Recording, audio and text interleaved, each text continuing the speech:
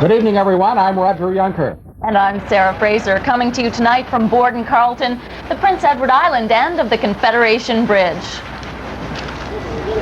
We welcome viewers in both provinces tonight to this special and historic joint edition of Compass, the CBC News for Prince Edward Island, and NB Now, the CBC News for New Brunswick. And we are here, of course, for BridgeFest 97. Those are the celebrations surrounding the opening of the bridge that, for the first time ever, will provide a permanent all-weather link between our two provinces, Prince Edward Island and New Brunswick. The actual opening is still a little less than a day away. 5 o'clock tomorrow afternoon is when the Confederation Bridge officially opens to traffic. But the party got going this morning with that big race across the Northumberland Strait Bridge. And it's been going on all day with almost, get this, 30,000 people on the site here, coming in to take part in what organizers are calling it the Walk of a Lifetime, the one and only chance we're ever going to have to cross the bridge. And many other events going on as well on this first day of BridgeFest 97, and quite a crowd of people too. Tom Murphy has been taking it all in and brings us this report. This is a traffic jam unlike anything PEI has ever seen before. Vehicles backed up as far as Disabled, 30 kilometers away, a lineup lasting more than 4 hours. This man wants a refund. They kept announcing that people were still coming and the traffic was still moving, but it's not really going anywhere up here. 4 hours, it's pretty frustrating, but we'll get in there and see the sights anyway, I guess.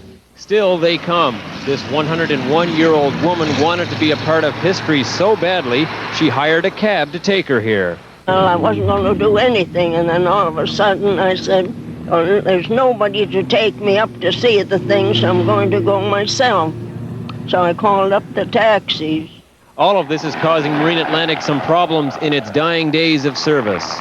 The long lines of traffic are preventing some workers from getting to work on time in order to catch their shifts on the boats. So in that case, of course, they can't be relieved. The people on board can't be relieved until they are there. Walkers with tickets, you go straight down there, folks. But here's one lineup no one minded. 24,000 people long, the Bridge Walk. It's a once in a lifetime. We'll never be able to do it again. I don't know whether we'll do it now or not. But we want to see what the bridge is like. And what do you think of it? It's pretty good. Even Premier Pat Binns made the trek. It's a very historic day. It's the end of an era. There's a lot of nostalgia here as we look out and see the last ferry crossings taking place. But also there is a celebration around the start of a new era. I just think that this shows the best of what Canada is all about and what we can do when we can work together. It was all a bit overwhelming for Sir John A. MacDonald. Oh, it's quite a wonderful day. For Islanders everywhere. Oh, my goodness. A great deal of people have put a great deal of effort into this structure. I must congratulate them all on it. Feeding a crowd like this is no small order. Got 20,000 orders of fries. We got 10,000 bags of chips. We've got enough pizza to feed all of PEI. We got more beer here than you could sink a ship. Bridge merchandise is going like hotcakes.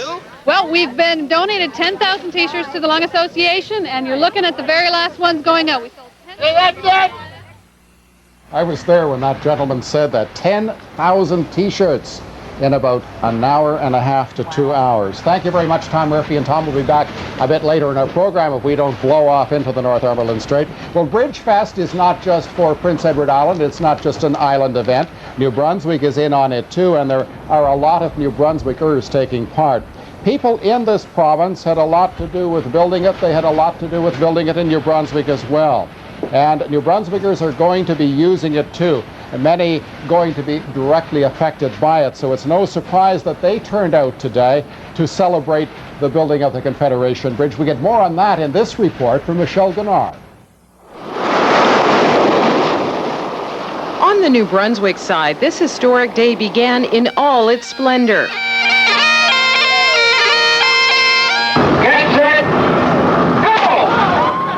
The BridgeFest race began on time at 8 a.m. Then it all fell apart. Busloads of racers were still being brought to the starting line half an hour after the first racers had finished. It's very disappointing, yeah. And it only got worse. Most of the morning, there were only 4 buses on hand to transport a lineup of thousands of bridge walkers from the parking area to the bridge. Eventually, most gave up and walked an extra 7 kilometers to begin their crossing. By noon, the unthinkable happened. The parking area, already filled with thousands of vehicles, was full.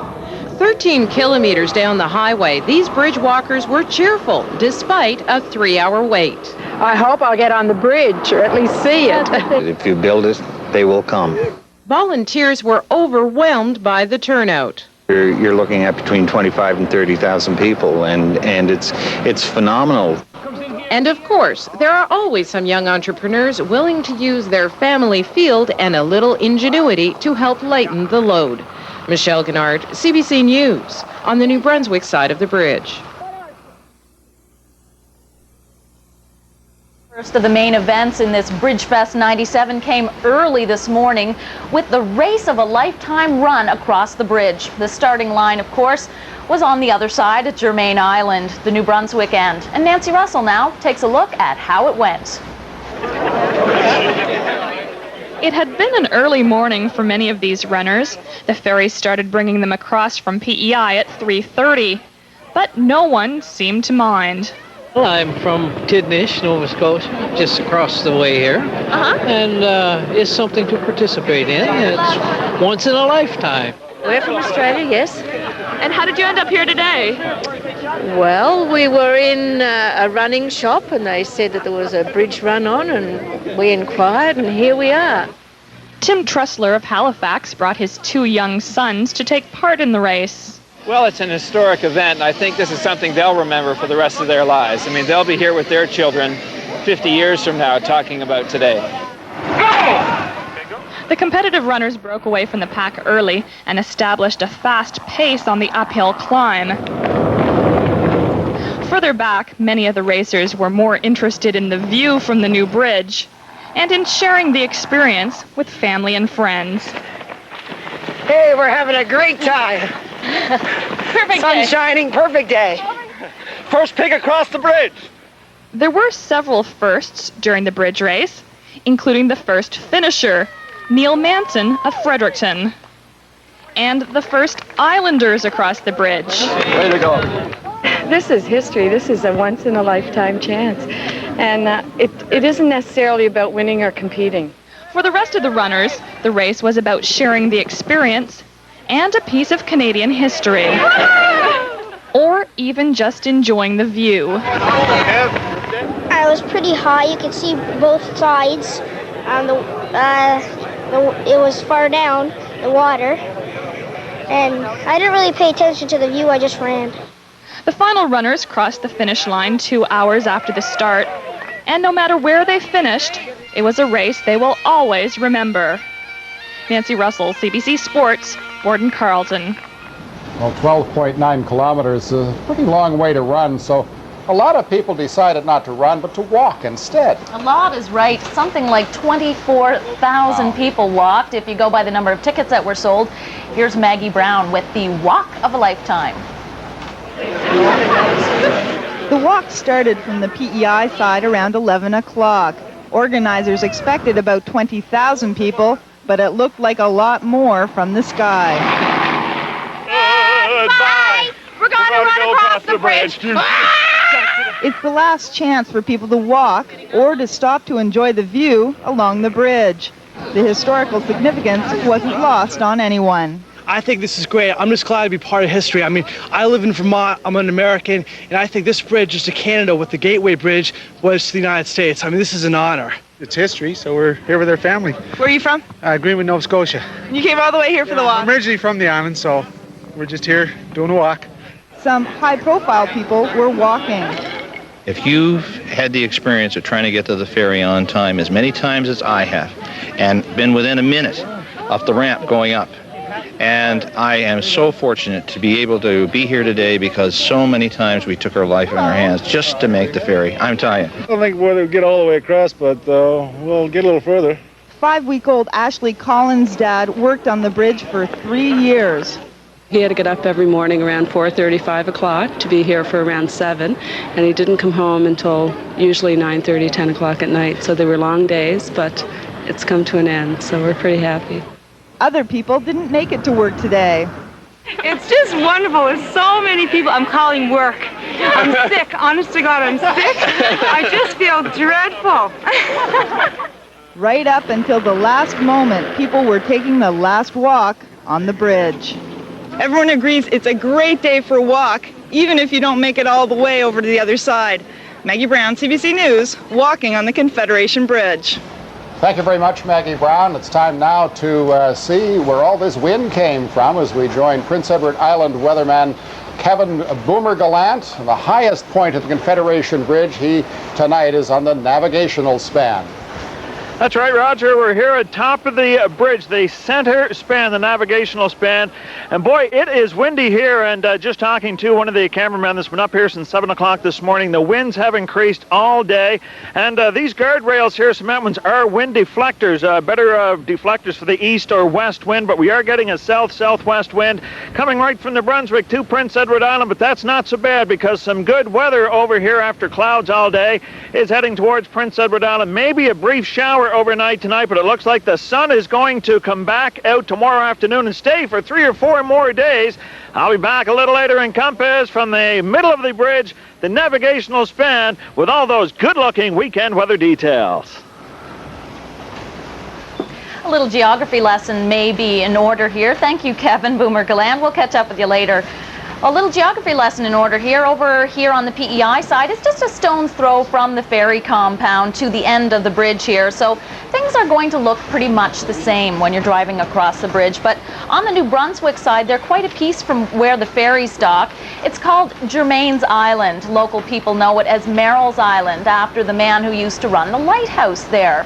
And as the Seagull flies, it's about 3¼ kilometers to the west of the terminal at Cape Tormentine. And you know, it's an irony that the terminals and really everything else to do with the ferries are having one of the busiest days in over the 80 years that they've plied the Northumberland Strait, handling the BridgeFest crowds.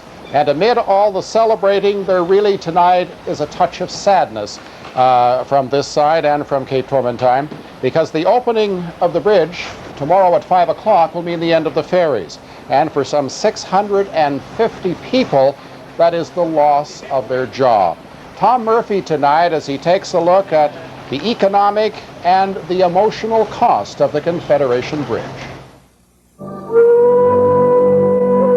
Every trip across the 14-kilometer Northumberland Strait is precious now. There are only a few left. The more than 600 ferry workers know all too well an era is ending.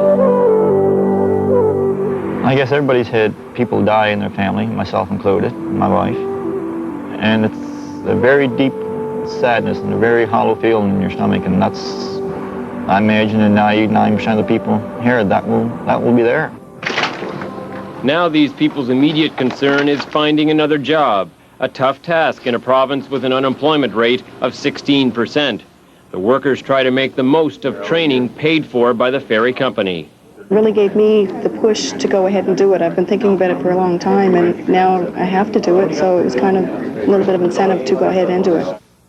One thing is for sure, few people believe they'll ever find jobs as good as the ones they once had.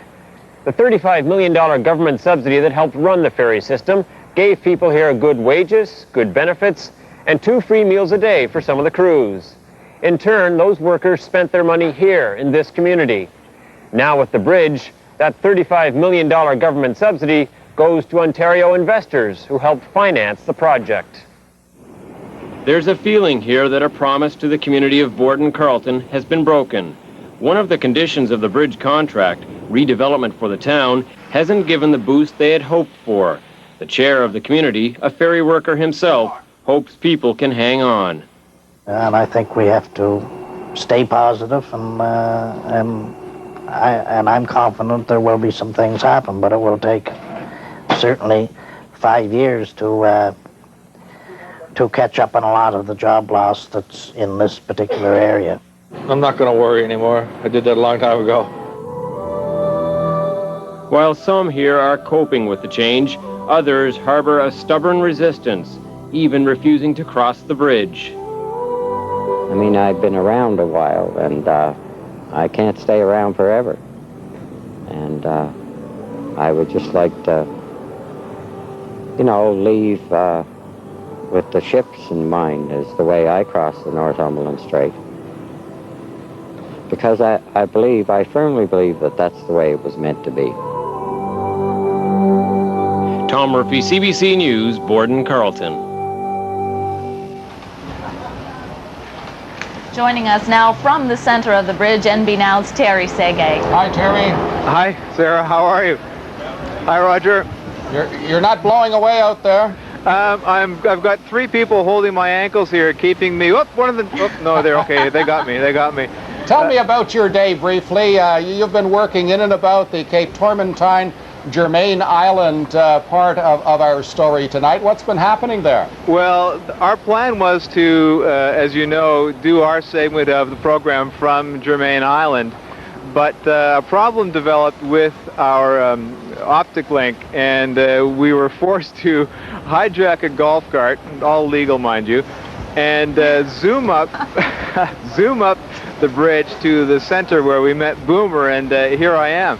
Now, while we were waiting on the Tormentine side for our debut tonight, we got a chance to talk to a lot of people who had finished the walk, who had come across the bridge, and had expected to come across the bridge and be met by buses that would take them to either the ferry or back to the parking lot where their cars were.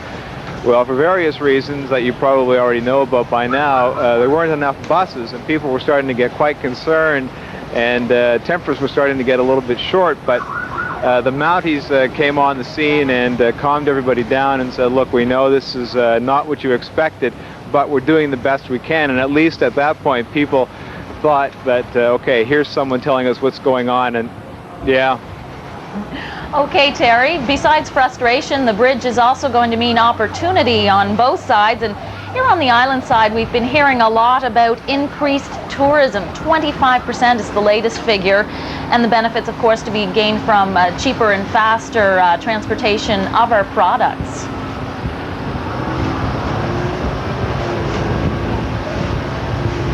And it'll be a boon to business in New Brunswick as well. Well, yes, sir. In fact, there are going to be several benefits for the province of New Brunswick. And we had our reporter, Michelle Guinard, take a look at some of the businesses that would benefit from the bridge between New Brunswick and PEI. Here's her report now. Moncton is already known as the shopping capital of the Maritimes. And although retailers don't expect to see islanders all of a sudden flooding their stores, they do expect a modest increase during the Christmas shopping season. The biggest winner, according to the Greater Moncton Chamber of Commerce, will be in the transportation and shipping sector, in particular the Moncton Airport. It's easy to imagine, for example, with the development of the airport here, that a lot of products either built or produced or in PI would be shipped over here and then through the airport shipped all over the world. I'm thinking of fish products, for example. The number of tourists is also expected to go up, since the bridge is also New Brunswick's newest tourist attraction. The tourism department is already working on promotions to snag the drive-through tourists into staying. But tourists hoping to make a weekend out of their shopping trip will have to find other ways to amuse themselves on Sundays. Although Moncton used to have year-round shopping 7 days a week, it recently passed a bylaw allowing Sunday shopping only from the Labor Day weekend to the end of the Christmas season.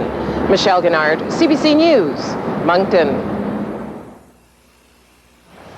And it is a special program tonight for a very special event, the Confederation Bridge. Terry Segay, you're on board, not for long though. Well, thank you very much, Roger and Sarah. It's really been a pleasure taking part in the show.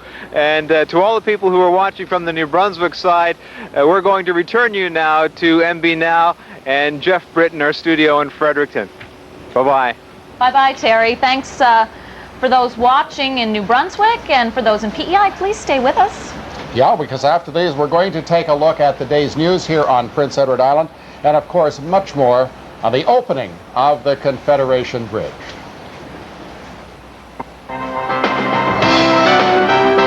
Coming up, you've seen BridgeFest from the inside. Now we'll show you what it was like to get there. That's later in Compass.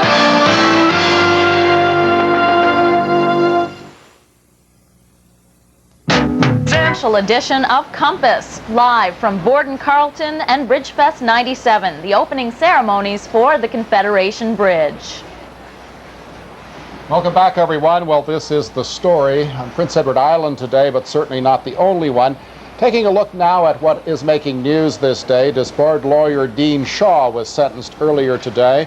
He was convicted of fraud, forgery, and breach of trust in his handling. The system approaching the Maritimes. It is a very weak one. It looks like we're going to get back into sunshine by tomorrow around noon.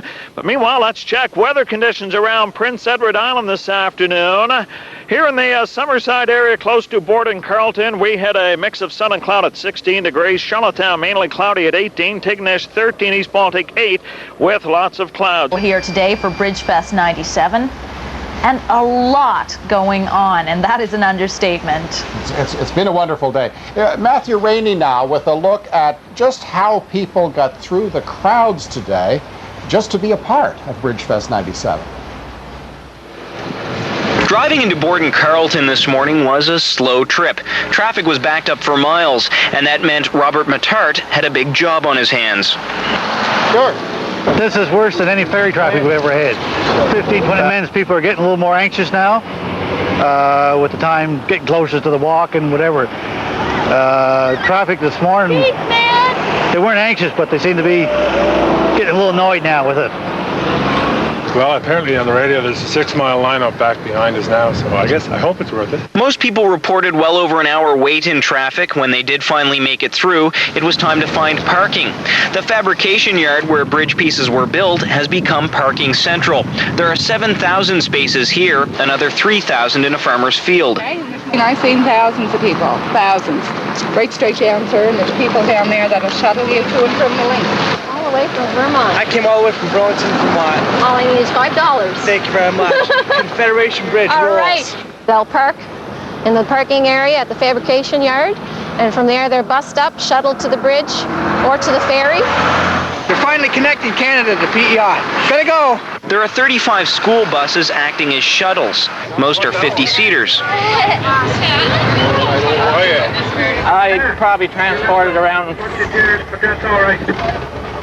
300 to 400 probably. The buses take you to within a 5-minute walk from the BridgeFest gates. We came early this morning and get over on the shuttle bus to the tents, the expo over there, and it's great. All kinds of things to see and do. So it's been fun. How about you? Would you like a pin and flag, sir? It's a great day for walking the bridge. Better than walking the flag. Organizers predict 75,000 people will come to Borden Carlton over the BridgeFest weekend. Late today, traffic was even heavier than it was this morning. People were talking of 3 or 4 hour waits. That was people trying to get here for the Bridge Walk. BridgeFest organizers say anyone attending an event over the weekend should come as early as they can. Matthew Rainey, CBC News, Borden Carlton. And you may remember a story we carried on Compass early on in the construction of the bridge. A couple of workers were suspended for 2 weeks without pay after they got caught carving their names into the concrete. Well, it turns out they really needn't have bothered, because they and everyone else that had a hand in the construction of the Confederation Bridge have their names now inscribed on a monument here in Borden Carlton that's celebrating their achievement. And Sally Pitt has the story. Donald Affleck of Morel is one of the 6,000 people who helped build the Confederation Bridge. Today, he found his name among the bricks ringing the workers' monument. It's unexplainable. And you walk out there today and you see what you have accomplished, you know, it's amazing. Affleck feels there's a piece of him in every part of the bridge. When I was walking out there, I look around and say, oh, cut rebar for this, I bent rebar for that, you know. It's good. Nice feeling. Affleck's son and 3 of his brothers worked on the bridge as well.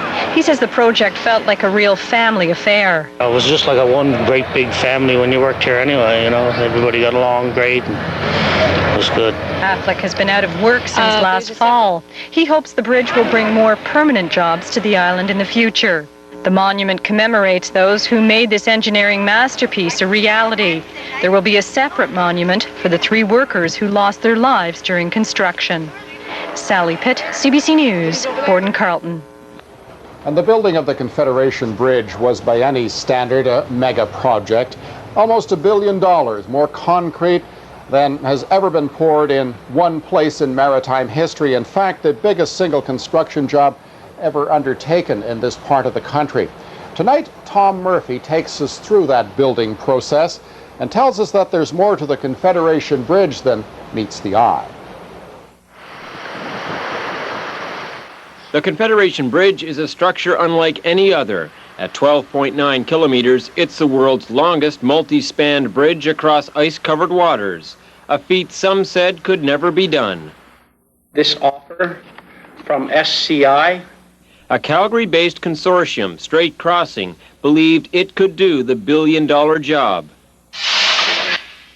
When the project got the go-ahead, the largest training initiative ever held on PEI swung into motion. 2,500 workers would be needed at peak construction. PEI wanted its share of the jobs. What do you think about this kind of work? it's got its ups and downs.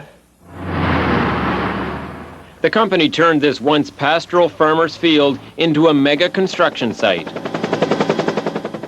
Straight Crossing knew it would be too dangerous and costly to build on the water, so it opted to mass produce the 175 giant bridge pieces on land. That's a lot of concrete, enough to stretch a 1-meter wide sidewalk all the way across Canada. Heavens, it's large. Then the Svanen, the world's largest floating crane, carried the pieces into the strait and placed them with millimeter precision. The sheer weight of the structure holds it on the strait floor. Once the pieces were lined up, a series of cables was pulled through the hollow structure to strengthen it. The last piece was put in place late last fall. The honor of connecting the 2 shorelines was reserved for project leader Paul Gianelia.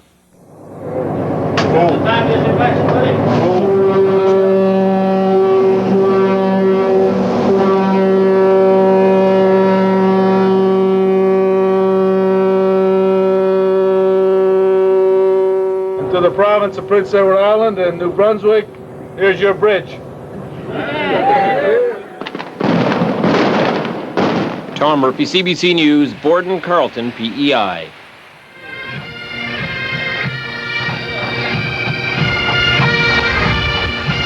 And live from the navigational span of the bridge, this is, we're told, the biggest pipe band ever to be assembled in Prince Edward Island. 220 strong. This all started 42 months ago when they decided to build a bridge. A couple of gentlemen in Summerside, Prince Edward Island, said, let's walk on the bridge and pipe on the bridge. So they put a little message out on the internet of all places. People started to answer, and there is the result.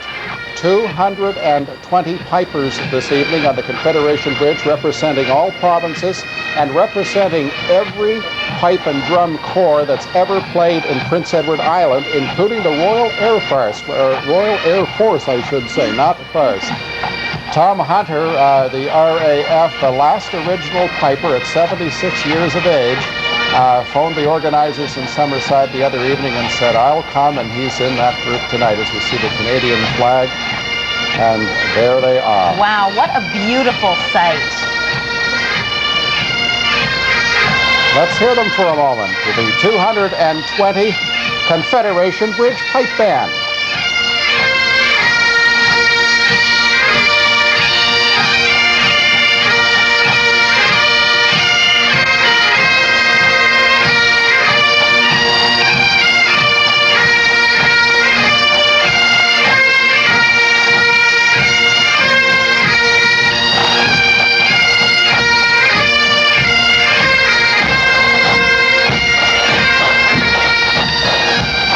And the idea, Sarah, for the Pipers was they had to get to Prince Edward Island. They're being housed tonight and tomorrow night at Slemon Park, just outside Summerside, and a few meals. Outside of that, it's been all volunteer. But that's them walking on the bridge. I guess people want to know about driving on the bridge, don't they? That's right. Now that the construction is over, it's driving that people are curious about, and Sally Pitt reports tonight on what you can expect when you pull up to the toll booth. We're in. Have your wallet ready when you pass through the toll booths. The return fare is $35 if you're in a car, $40 for recreational vehicles and vans, $200 for buses, $14 for motorcycles, and it's free if you're walking or cycling. The cost is $40 for trucks and $50 for tractor trailers. The drive itself is 12.9 kilometers. You can't see much of the water, though. There's a meter-high barrier along both sides. In good weather, the speed limit is 80 kilometers an hour, but you'll have to drive slower in high winds or poor weather. There are wind monitors and sensors in the surface to measure temperature and rain or snow. Orange lights will flash if there's trouble ahead, and security will monitor the bridge around the clock, checking on weather conditions and for drivers in trouble. 21 video cameras line one side of the bridge, and 17 emergency telephones line the other side, complete with fire extinguishers. Pressing an emergency button will sound the alarm at the bridge security office as well. Security has trucks stocked with emergency equipment, and the RCMP will use a motorcycle for its patrols. For those too nervous to drive themselves, Straight Crossing supplies a chauffeur, and there's a free shuttle service for walkers and cyclists. The Confederation Bridge looks pretty quiet in these pictures, but officials are predicting a lot of traffic. Well over 1 million people are expected to make the crossing each year. Sally Pitt, CBC News, on the Confederation Bridge. Can't wait for the first time to drive across that bridge. Sure. Well, we'll be back after this with more from the opening of the Confederation Bridge. Let's check the Confederation Pipers. That's rendezvous stage we're hearing now, is it? I heard them say beer tent, so I think. Oh, okay. Your kids will love Palliser Fundamentals.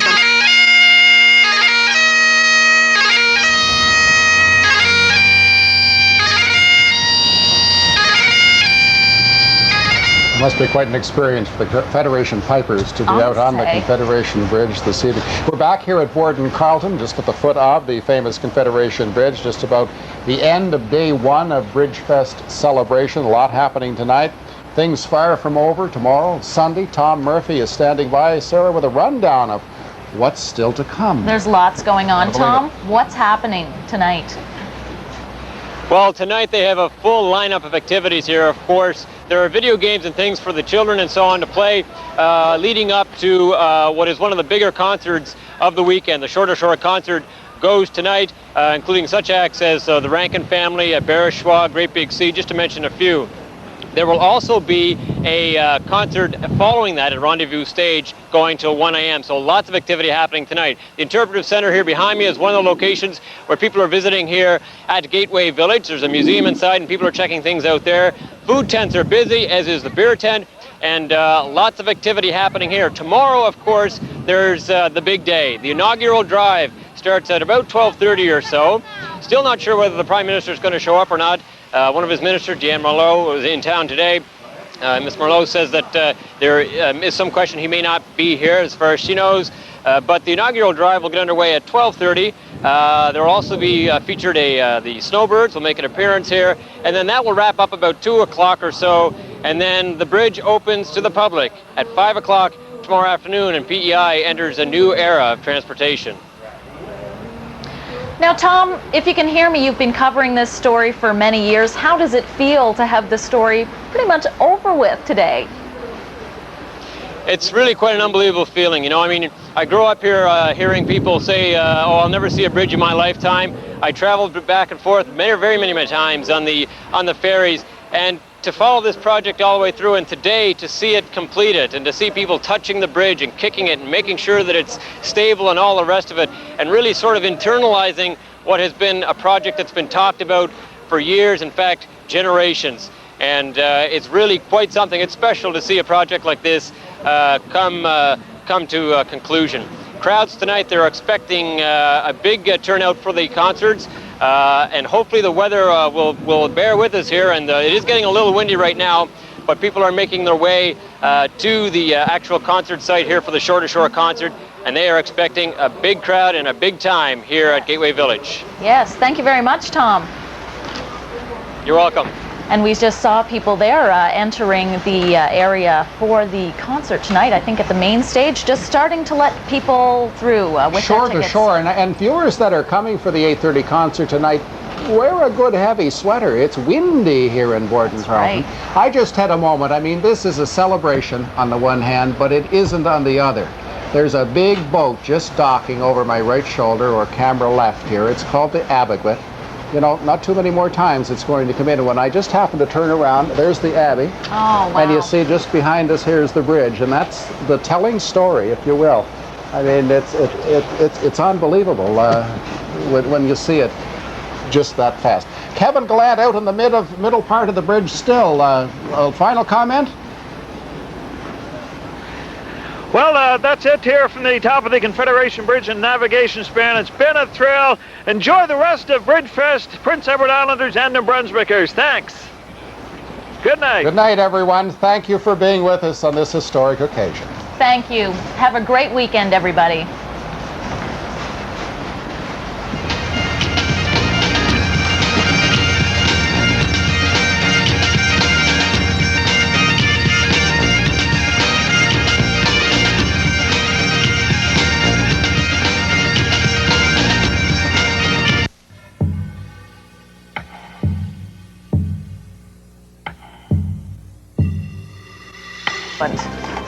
Also tonight, an angry confrontation. New Brunswickers try to crack down on crack houses and but he is here with me in Prince Edward Island. Bruce, where are you? Mary Jane, we're at the main stage area here at BridgeFest 97. Behind us, Great Big Sea is rocking. There's 11 to 12,000 people here in the main stage area enjoying every moment. Should be a tremendous night. We'll talk to a few later, but right now, Mary Jane, back to you.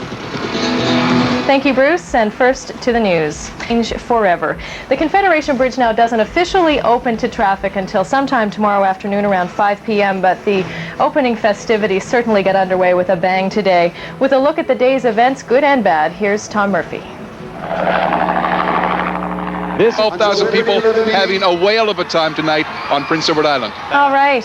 Well, we will be back with more coverage from BridgeFest 97 coming up right after the next commercial break, so stay with us. When we were on shore in Brisbane. My own security detail here tonight. Three fellows who are helping us out, and I want to get their names, find out what they're doing tonight. Your name, sir? Terry Inman. Terry. Ian Goodwin. Hi, Ian. Kylie Gavard. All right, guys, listen. Did you take part either today in the walk or the run across the bridge? Not me. No?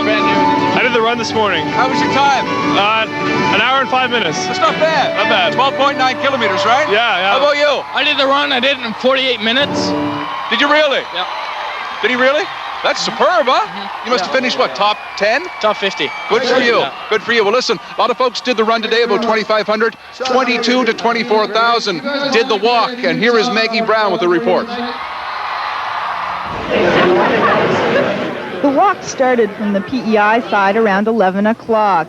Organizers expected about 20,000 people, but it looked like a lot more from the sky. Goodbye! We're going to run across the bridge! It's the last chance for people to walk or to stop to enjoy the view along the bridge. The historical significance wasn't lost on anyone. I think this is great. I'm just glad to be part of history. I mean, I live in Vermont, I'm an American, and I think this bridge is to Canada what the Gateway Bridge was to the United States. I mean, this is an honor. It's history, so we're here with our family. Where are you from? Greenwood, Nova Scotia. You came all the way here for the walk? I'm originally from the island, so we're just here doing a walk. Some high-profile people were walking. If you've had the experience of trying to get to the ferry on time as many times as I have, and been within a minute of the ramp going up, and I am so fortunate to be able to be here today because so many times we took our life in our hands just to make the ferry. I'm telling you. I don't think we'll get all the way across, but we'll get a little further. 5-week-old Ashley Collins' dad worked on the bridge for 3 years. He had to get up every morning around 4:30, 5 o'clock to be here for around 7, and he didn't come home until usually 9:30, 10 o'clock at night. So they were long days, but it's come to an end, so we're pretty happy. Other people didn't make it to work today. It's just wonderful. There's so many people. I'm calling work. I'm sick. Honest to God, I'm sick. I just feel dreadful. Right up until the last moment, people were taking the last walk on the bridge. I think that woman made the right decision playing hooky today, because it was certainly a beautiful day. Now, our reporter John Wedlake joins us now. He's our Maritimes Tonight reporter in Prince Edward Island. John, what a day, huh? Amazing day, a very historic day, and also we're not used to this many people on the island, and it's quite the big party. A lot of weary feet I saw coming in earlier this evening, but they seem to overcome that for the concert that's going on tonight. Yeah, so you have some details of the concert tonight, so let's take a look at those pictures now. The Bridge Walk is history now, but people are still walking, this time to get as close as they can to an elaborate stage erected for a series of concerts. There's another familiar sight, large crowds. Organizers say they sold around 11,000 tickets for the concert, making day one of BridgeFest 97 an overwhelming success. Overall, we were pretty pleased. The weather cooperated, we had great crowds, and for the most part, everyone that I talked to just said that it was fabulous. Huge volume of people caused a gridlock, but that didn't dampen the enthusiasm of this school band from Colebrook, Nova Scotia. We were on the bus for 5 hours, yeah. What'd you do when you were on the bus? We were just acting crazy, you know. But we were pretty much good. Some people took time before the show to rest their weary feet. I guess, are you tired from the walk? Or? Yes. I'm giving my feet a rest. You went all the way across? Yes, yeah, left this morning. Tell me what the walk was like. It was a wonderful afternoon. It was good to be on the bridge with all those people and everyone enjoying themselves. It was very special. How are your feet? Sore, but that's not a problem. The skirl of bagpipes soon brought everyone to their feet, and suddenly all that walking, the traffic, and waiting was over, and it was time for one of the biggest musical celebrations the island has ever seen. John Wedlake, CBC News, Borden Carlton. And that big celebration is still going on right now, but we're all waiting for the big fireworks. Bruce, how's it going there? It's going superb, Mary Jane. Fireworks have yet to start. Great Big Sea is still in full swing. We're going to talk to a few other folks who are going to join us right now. Sir, what is your name? Rob. And where are you from tonight? Amherst. You came across just for this? Walked across. Yeah? Yeah, and we're going back tonight after concert. Yep. And what drew you here to this? Well, so it was sort of a once-in-a-lifetime thing, eh? Wanted to walk across, took all the kids with us, and it was a great time. Is this your wife here? No, that's a friend, Rhonda. Oh, hi, Rhonda. Hi, how are you? Where are you from? I'm from Amherst. Came across as well? Came across, walked across. What about you? What was the significance for you? Oh, we wanted to bring the kids, walk the bridge. It's been great. And they've had a good time tonight? They've had a ball. Yeah, loving the music, awesome. I bet, huh? Loving it. Yeah. Enjoying it. How you doing, sir? Hi, how you doing? Your name as well? I'm Gord. Gord Jackson. Across? Yes. Yeah, it was a great time. How long did it take you to walk the 12.9 kilometers? 3.5 hours. Not bad. Yeah, it was good. You enjoy the view? Yeah, it was great. And one of the things, everybody had a different story about how they got onto the bridge or how they got there. And everybody I was talking to had a great story about their events for the day. It was really good. You enjoyed it? Yeah, I had a great time. Well, thanks for talking to us. Great, thanks. All right, Mary Jane, lots of folks here enjoying their stories about the bridge and the music of Great Big Sea. Right now, back to you. All right, and there's still lots more to enjoy for the rest of the weekend, John, isn't that right? Big weekend coming up. Yeah, they get the big country concert coming tomorrow. Of course, the openings, the big historic part of the day tomorrow. The day is tomorrow. I think we have a board with some of the events happening tomorrow. 12 noon, I believe, is the big opening ceremony with singing and dancing, a special song dedicated to Canada, I think. At 2 o'clock, who's in town? The Snowbirds. The Snowbirds. They had a little minor incident. Apparently no one was hurt. They had to cancel a rehearsal show in Summerside, but everything is still set to go for tomorrow, I understand. And as you said, tomorrow night, another big concert. If you're a big country fan, you don't want to miss this one. There's all kinds of big names going to be there. And oh my heavens, I forgot the big one. 5 o'clock tomorrow, the bridge opens to traffic. Yes, that's right. And I'd also like to mention it's another thing that happens tomorrow. It's the last ferry ride. That's right, yeah. The Abbey sails across to New Brunswick and then heads back for her last time. That'll be the end of an era, 80 years. That's right, yeah. It's a happy time, but it's also a sad time. A lot of people are going to be doing something new. Well, it looks like we're taking some pictures now of Great Big Sea finishing up as we're getting ready for the gala fireworks display. Bruce, how's it going now? You back here dancing and stuff, okay? You're dancing. You're too busy to talk to me. Is this you, Mary Jane? It's me. Who do you think it is? I suppose who else would be calling this time of night? Yeah, well, no, it's not your mother, that's for sure. You very much caught me by surprise. Sorry. But I still have my necklace glow thing on. Oh, good, and boy, I can't wait to see that in person. It really is something else. Is it windy up on your little perch? I am so cold I can't feel my hands, but I'm smiling gallantly so the viewers at home won't know. Good for you. Now, what do we have coming up after commercial? We're going to have a little bit of sports, I think, a mini sportscast with the Bridge Run. Well, heck, so I'll stick stay around. With us, okay? We'll be right back with that. The Bridge Run, here's a mini sportscast. Look at these folks right here. Great Big Sea is entertaining the masses, and we are getting some exercise here at BridgeFest 97, having a great old time. You want to talk about exercise, a 12.9 kilometer run is a long one. They started about 12.9 that way in New Brunswick, came over here to Prince Edward Island today, 2,500 runners in all, and with a race review, here is Nancy Russell. It had been an early morning for many of these runners. The ferry started bringing them across from PEI at 3:30, but no one seemed to mind. Remember. Nancy Russell, CBC Sports, Borden Carleton. So the bagpiper made it. Obviously, we had a story about him a couple of nights ago. That is great. Now, we are still waiting to see if the fireworks are going to start, but I don't think they will, Bruce, before the show is over. I don't think so, Mary Jane. I think we're going to run out of luck in that regard because Great Big Sea, nobody wants them to go. I want to get over there and see them myself and get some exercise. Well, they are entertaining everybody. I want to introduce Matthew Rainey, my brother from CBC Charlottetown, a guy who's been involved in covering the bridge right from the first slab of concrete. What was the sense you got from the people today, the mood as they came off the bridge? People were just so excited. I mean, people were touching it and they couldn't believe that this thing had actually appeared in front of them, you know? I mean, it has, a lot of people didn't think it would be built, and it was there for them to see today. Big crowds and huge lineups to get to this, weren't there?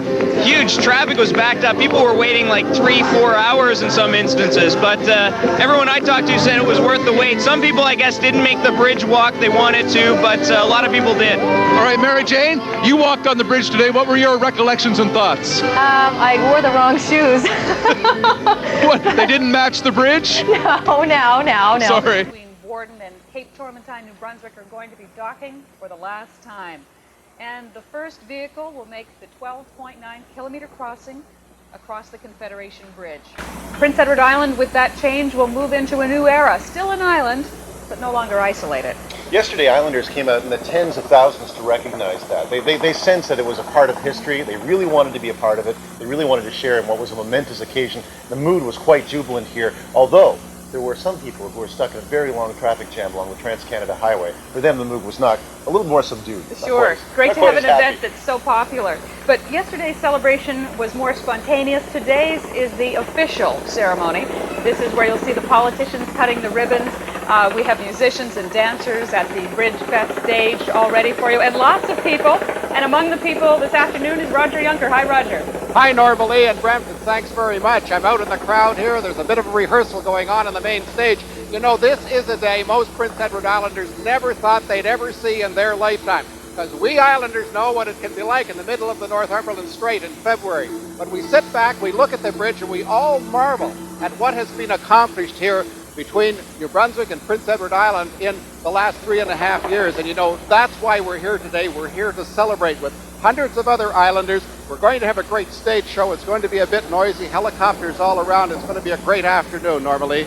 Well, and Roger, I'm glad to see that the weather hasn't discouraged too many people. It's a windy day here at Borden. There was a lot of rain this morning, but the skies seem to be clearing just a little bit. And I hope that the crowds yesterday, too, and the lineups on the highways also didn't discourage the crowds. Well, you know, the Borden Carleton is a town of 1,000 people. And when you have 20 or 30,000 cars coming in to celebrate the event, it can get to be a little bit scary. The Trans-Canada lineup yesterday really extended back out of Borden. Coming into Borden wasn't so much of a problem. So today, it looks like people are out to see the show.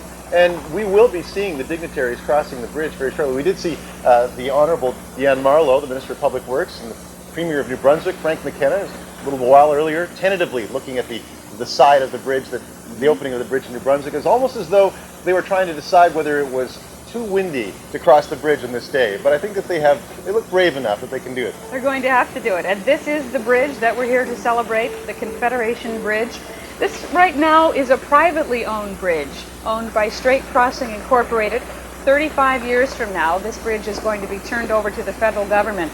And the way this will be financed is through tolls that people will pay as they cross the bridge, and the annual ferry subsidy, the subsidy which used to go to Marine Atlantic to operate the ferry service between Prince Edward Island and New Brunswick. That subsidy will be transferred to Strait Crossing Incorporated. So that basically is how we got this bridge. It's not a government-funded project as such. A private developer went out and took the financial risk, and as a result, it was possible to do this. Government was a little scared of cost overruns and problems out there. Right, and interesting too, normally, because the estimated cost of the fixed link is about $860 million, but yesterday I noticed that Strait Crossing Incorporated said, we will not tell you what the bridge cost, because it's our bridge, we own it for now, and the government continues to pay the $40.6 million a year in subsidy, and 35 years it becomes the property of the people of Canada. There are rumors that there were cost overruns, but that hasn't been confirmed. As you said, they said, it's our risk, we're doing it, so we'll pay the bills. The other thing is that this bridge had to be opened by tomorrow at the latest, because if it was not, then Strait Crossing would have assumed the cost of the ferry crossings. They would have had to subsidize the ferry crossings. So really the fact that it's opening on time is a boon, not only for the people who will be using it, but for the company itself. You're looking at the New Brunswick side of the bridge right now. New Brunswick Premier Frank McKenna and Public Works Minister Deanne Marlowe just waiting there, getting a glimpse of things just behind the gate on the New Brunswick side of this bridge. And as we mentioned, they will be making the drive across. And you saw just moments ago, there are some boats out there working the waters. This is fertile fishing ground. The lobster season is open in this area. So I wouldn't be surprised if some of those boats make their way toward the Confederation Bridge just to take some of this in this afternoon. Among the boats in the Northumberland Strait, of course, is the Blue Nose 2. The wonderful schooner has made its way up from Halifax, and it will hopefully be going underneath the bridge at around the same time that Mr. McKenna and Ms. Marlowe and other dignitaries will cross the bridge itself. And you know, it's funny because the bridge, when you look at it from the land, you get the sense of just how undulating it is, and also the sense of height. The bridge is so 10 stories high at its highest point. And part of that has to do with the fact that when you're driving along a straight line for 13 kilometers, there's the hypnotic effect. People can fall asleep at the wheel. So they have a gentle S shape to the bridge to prevent that from happening. And the highest point on this bridge is 60 meters. The average height is 40 meters. And under that 60-meter span is the main navigational section for the larger boats, potato boats and so on, and freighters, oil tankers that will need to get under the bridge. Let's have a listen to what's happening in New Brunswick as Deanne Marlowe opens the gates. Done. Voila. Congratulations.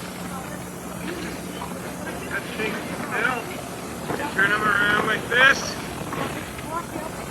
There you go.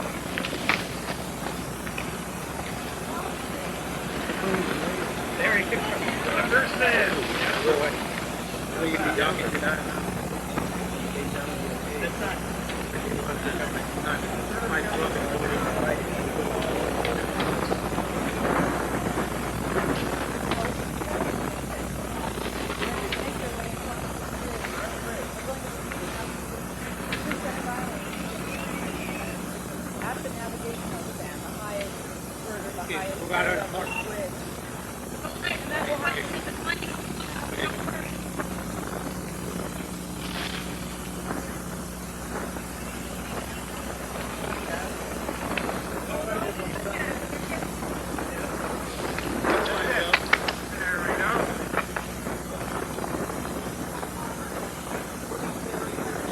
One of the last ferries to make the crossing. This is a sight that you will not see after today because at 5 o'clock all ferry operations from Marine Atlantic cease. So this shot of the bridge, the Confederation Bridge, with one of the last ferries to ply the Northumberland Strait, that's either the Holiday Island or it's probably is it the Holiday Island, can you tell? I can't tell from here. It's not the Abbot, I know that. Yep. There are cars lining up for the ferry today. People do need to get on and off the island. This is the official party waiting to cross the bridge. This is the motorcade on the New Brunswick side. Now, once you get on the Confederation Bridge, when it opens later today, it's going to take you about 12 minutes to cross. Today, they're going to be going across rather more slowly than that. We see a Coast Guard vessel, which has just been docked off the bridge pretty much all weekend for safety reasons and putting on a bit of a show for us as well. celebrating the occasion. One of the things about the run yesterday across the bridge, I was talking to some of the runners, you know, when you run 13 kilometers, generally you like to know the course. But of course, because this was the first time that they were on this course, and the only time they'll be on the course, they didn't know it. And somebody on the bridge was telling them at the middle, don't forget, you're running downhill at the end of the race, so pace yourself accordingly. So the runners had a chance to, Right. they were getting some direction as they were doing the run. But what was it? Over 20,000 people actually made the run across, people of all ages. Well, they had about 2,200 people involved in the race, and thousands others simply walked across or walked part of the way across. And the first person made it across the bridge in 44 minutes, which was pretty impressive, a little faster than they thought. Heading towards the main arch, the Confederation Bridge right now, and tacking in the wind, her beautiful sails in full race is the Blue Nose 2. There she is. Look at that. Yeah, it looks great. They're getting lots of wind today. There's no shortage of wind out on the strait for that sail. It looks pretty rough, you know, for people who are novice sailors, but I think for people who know the strait, this is not that bad a day. Of course, you'll recognize the Blue Nose from the Canadian Dime. It's going to be busy all summer. The Blue Nose spends its summers being an ambassador for Nova Scotia, moving from port to port. So one of its first assignments of the year, I would think, would be to be present today for this opening. And timing is everything, because we want the Blue Nose to meet the dignitaries, as we said, in the middle of the bridge. So I don't know whether the wind, the increased wind power of this day will make it more difficult for the Blue Nose to arrive on time, or whether she'll arrive a little early. So here's the site as the official party leaves New Brunswick, headed for the navigational span, where they will stop and meet up with Prince Edward Island Premier Cousins, who's waiting for them. And we can't see it yet, but as they cross the bridge, when they reach each kilometer, as they go 1 kilometer on the bridge, you'll hear some of that. You may have heard that just in the background. Yep, don't be alarmed. Yes, they're going to be making that noise, some fireworks, some pyro work, every kilometer to mark the 12.9 kilometers on the way across. And they will be raising a provincial flag at the 1 kilometer spot as they go across. So when they finish, every provincial flag will be flying from the bridge, and the Canadian flag as well. And there's the Blue Nose again on a fairly hard tack, heading towards the bridge. So you can see there's some fog in the air today. When we flew into Prince Edward Island a couple of days ago, we could see the bridge from the window of the airplane. It was just about dusk, and it looked so beautiful against the golden waters of the Northumberland Strait. And everybody on that plane moved towards the windows on the side of the plane where you could see the bridge, because for so many, they were islanders returning home, and they hadn't seen the bridge yet, or they hadn't seen it from the air. But there was something about the sight of that link, and it's a very elegant looking and very narrow link too. There's only going to be 2 lanes of traffic, plus a shoulder which will be used for emergency purposes. That's right. With the addition of extra lanes, the cost escalated dramatically. So they did keep it to 2 lanes of traffic. And I had the opportunity many times to take, they must have just made another kilometer. I had the opportunity many times to cross the Northumberland Strait on the ferries, and the opportunity to wait as well. The opportunity to wait. And as that was happening, I could watch the bridge under construction. It basically went together like a Lego set with 175 pieces dropped into position by a giant crane, the largest in the world. What we're looking at now is there are a number of security cameras on the bridge which will be in operation all of the time the bridge is in operation, 24 hours a day, 365 days a year. And this security camera is showing us the motorcade as it crosses from the New Brunswick side. And we've heard 2 explosions, therefore we know she's heading for kilometer 3 of the bridge. We'll try and show you a few shots from the security cameras as the motorcade progresses, and we'll also show you this shot of the Blue Nose heading for her rendezvous with Minister Marlowe and the Premier of New Brunswick, Frank McKenna. If we can get a look at the piers, you can certainly see them off in the distance beyond the Blue Nose. You'll notice that they're cone-shaped. It would have been cheaper to simply make round piers, but the designers had to deal with the problem of tremendous ice in the Northumberland Strait. So what they did is shape the piers like a cone, so that when the ice hits the pier, it's going to bend back, crack, and break apart. If they had made round piers, the ice would have hit straight on. that compresses the ice and actually makes it stronger.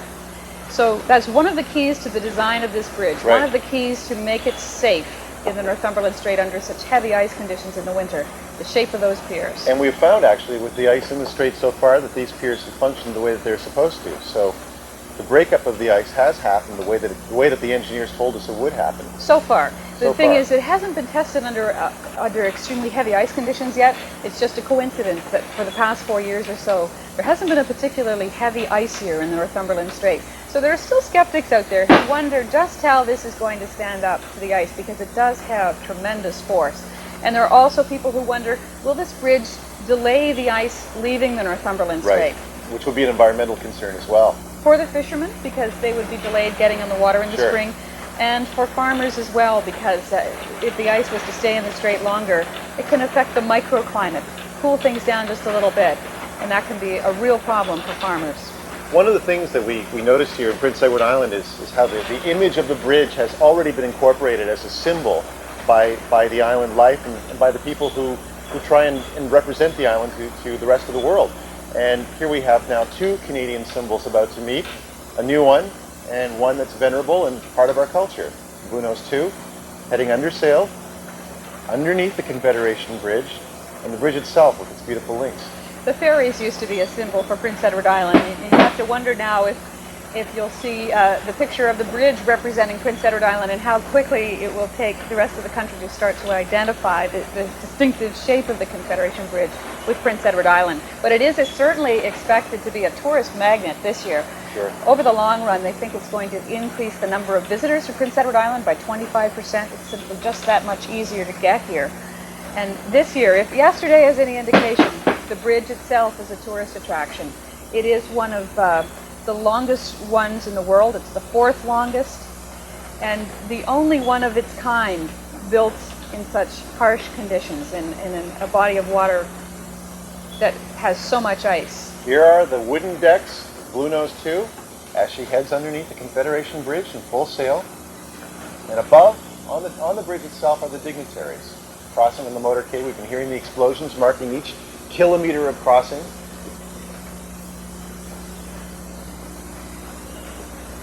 And the Blue Nose 2 salutes the Confederation Bridge. Now, I'm assuming the dignitaries are getting a free ride across. But this is not going to be a free bridge. It is a toll bridge. And if you want to cross it in your car, you can put as many people in as you like. It will cost you $35 to make the round trip. But you know what? It will cost you $35 to leave Prince Edward That's Island. right. It won't cost you $35 to leave New Brunswick. It's free to get here. You have to pay to leave. Now, I don't know if this has been explained to Minister Marlowe and Premier McKinnon, but they are getting out at the middle of the span now. And this is where they will meet Premier of Prince Edward Island. That's Pat Binns, shaking hands with Deanne Marlowe, taking a look at the site. You know, and after today, you won't be able to stop mid-span and just take a look around. So I wouldn't be surprised if they pause for a minute and just take in the view. It's interesting, the Premier, I was talking to him yesterday, Premier Pat Binns, and he told me that he did get sort of a special sneak preview, an early run across the bridge, and he was able to stop at that highest peak, the navigational span. He dropped a pebble over, and he said, you know, it's not that high because it wasn't very long before the pebble hit the water and he could still see the small splash it made and so on. But what we are witnessing now will be one of the last gatherings, we hope, on this bridge. This is the last gathering, and there will be a, you know, yesterday when people were running across the bridge, they were saying they didn't want people to look over the side. But of course, once you're out there, it's pretty irresistible to peer over the barriers and see. If you're driving across the bridge, you probably won't get a great view of the Blue Nose like you have right now, because most cars will be so low that the barriers will block any view of the Northumberland Strait. They've erected the cement barriers 1.5 meters high just for that purpose. Here are the snowbirds.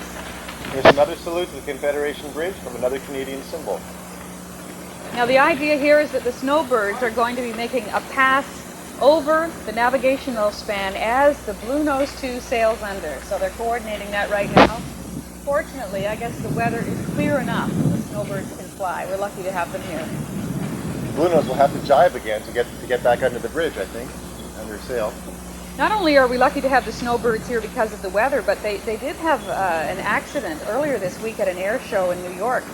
Two of the planes had a mid-air collision. Now, I say collision. They describe it, if you want to put it in terms of a car, as a very minor fender bender. Right. But a wingtip did touch. They immediately left the aerial display and were taken to the ground. The planes are damaged. The pilots are okay. They've brought in 2 new planes for the official opening of the Confederation Bridge today, and we're glad to have them here. They are a terrific crowd pleaser. The crowd is just going to love them. And they will be giving a full display at the end of the official ceremonies. Here they are flying in formation along the span of the Confederation Bridge.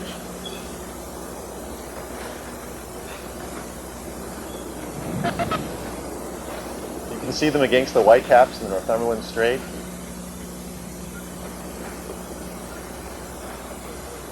A span in the water and a span in the sky.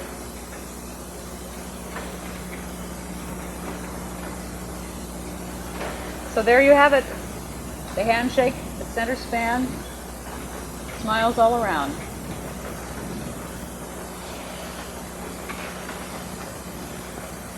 There's the Coast Guard saluting the dignitaries in the bridge.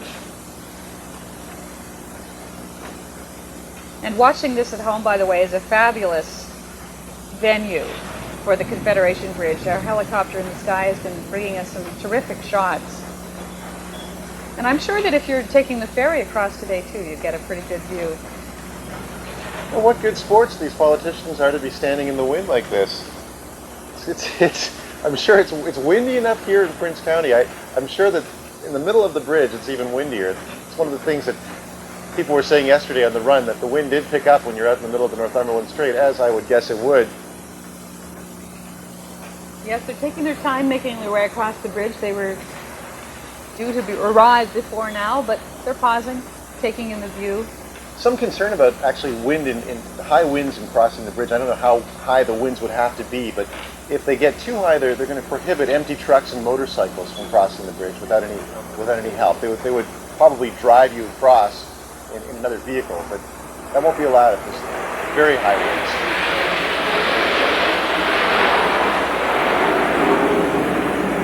They also have the ability to lower the speed limit in increments of 20 kilometers an hour as the weather conditions deteriorate. And some people think, well, in the wintertime we probably won't be able to drive across at the usual speed limit of 80 kilometers per hour. They think that most of the time that speed limit will be lowered. I guess we'll just have to wait and see. But it won't be like waiting for the ferry. Every islander that I've spoken to has a story that involves a half day or a day or even more out of their lives, either waiting or being on the ferry. Or missing it by 1 minute. That's right. We heard a lot of those stories. Away. Exactly. We heard a lot of those stories this weekend. But once again, part of the fabric of island life. And for people visiting the island, waiting for the ferry on the New Brunswick side, and that anticipation of coming and beginning your holidays. And it was a way to decompress, too. If you were racing from wherever you were, it forced you to sort of slow down, relax, and I would say get into sort of the island way of life, the speed of life on Prince Edward Island. So the ferries will be missed. But we should mention that ferries are still an option, at least in the summertime. Mm-hmm. You will still be able to get to Prince Edward Island by ferry using the Northumberland ferry service, which works the eastern end of the island, between Wood Islands, Prince Edward Island, and Nova Scotia, Caribou, Nova Scotia. So you can still go down there if tourists prefer. They will be able to take the ferry across. And in fact, what they're hoping, what some people think will happen, is that they will make one part of the trip on the ferry and the other part on the bridge. Right, because if you arrive by the bridge and leave by the ferry, you don't have to pay the bridge toll. It saves you $35. Okay, now that's the best tip you'll get today. Good consumer tip. There's the Blue Nose, looking really the way she does on the dime, with the Blue Nose 1 on the dime, I should say. There's the Blue Nose 2 looking very much like her ancestor, but there's the Coast Guard vessel sailing towards her. The dignitaries are still, I think they've just left the reviewing stand. They're going to continue the bridge, but they are savoring this moment. It really has been, the fact that this bridge began construction when it did, finished on time, finished relatively on budget, is, and as I said earlier, a political consensus in allowing it to be built in the first place. A plebiscite on the island that divided a lot of islanders, divided families in some cases. Mm-hmm. Enormous ambivalence to the idea from some people, hostility from others. Yesterday we saw people in the crowd wearing Sink the Link shirts. They were out here celebrating. They were wearing the shirts the same. Well, they're a bit of a novelty now for sure. I see that Nova Scotia Premier John Savage has joined the official party, which is nice. He will be leaving his position as Premier of Nova Scotia shortly, within the next 2 months. He's stepping down as Liberal leader, and they'll choose another. It really is a maritime event. One of the reasons that it was so important to the Maritimes was the amount of work that it could bring to this area. And workers, there was a part of the agreement was that a lot of the workers were to be drawn from the maritime provinces, that there had to be maritime benefits during the construction phase. Right. And there certainly were. A lot of the materials came from Nova Scotia. A lot of the workforce came from Nova Scotia, New Brunswick and Prince Edward Island as well. An average of 2,400 people worked on the construction of this bridge, although the numbers were much higher than that in total. And for them today, bittersweet too. I mean, they must feel a tremendous sense of accomplishment to see this come to reality today. Yes. I saw workers yesterday, people who were working with the unions, working on the bridge. They were wearing buttons that said, "I built the bridge." Yes. And they were very, very pleased to be here. Very proud, obviously, of their achievement. And they'll be represented later on today in the show that we're going to see from the main stage. There's also a monument to the workers that they've added in this area. And what they've done is sort of a replica of a section of the bridge, and everybody's name, everybody who worked on the bridge has their name on a brick, which is great. They can bring their grandchildren here and say, well, I was part of this history. I helped build this bridge. Difficult, long hours. They worked tremendous schedules here, 12, 16-hour days. Most people were commuting, some from a great distance, so they were away from their families a great deal of time. But for many islanders involved in the construction business, this was a huge bonus, a project that lasted this long and paid very well. And the bridge itself is a great tribute to the way that island labor can work and function, the way that they can bring in a project on time, and relatively easy in terms of labor disputes. The labor disputes were minor generally. And relatively quickly, I think remarkably quickly, just over 3.5 years from start to finish. It was the biggest single construction job ever undertaken in this part of the country. And when you look at the bridge, you are sort of struck by its simplicity. It just seems to flow across the water. But we have a report now from CBC reporter Tom Murphy. He tells us there is much more to the Confederation Bridge than meets the eye.